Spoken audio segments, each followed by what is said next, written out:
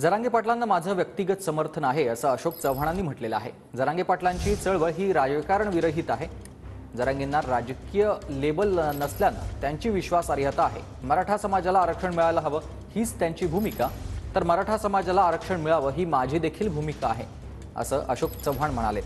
तर जरांगेंच्या भूमिकेचा भाजपला फटका बसणार नाही असं गिरीश महाजनांचं म्हणणं आहे। जरांगेंनी कुणाला पाठिंबा दिला नाही ही वस्तुस्थिती आहे असं देखील महाजन म्हणाले। तर काही लोकांनी जरांगेंना राजकारणात आणण्याचा प्रयत्न केला, मात्र जरांगे राजकारणापासून अलिप्त राहिले तसं देखील महाजन म्हणाले। ही भूमिका जरांगे पाटलांची योग्यच आहे की त्यांची जी ही मूवमेंट आहे ती राजकीय म्हणजे राजकारण विरहित अशा प्रकारची मूवमेंट आहे।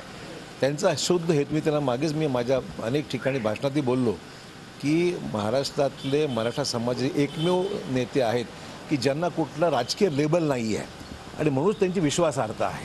त्यामुळे त्यांना कोणाची मतं मागायची नाहीत, त्यांना मराठा समाजाला आरक्षण मिळालं पाहिजे हीच त्यांची भूमिका आहे आणि माझं व्यक्तिशः त्यांना समर्थन मी दिलेलंच आहे आणि मराठा समाजाला आरक्षण मिळालं पाहिजे।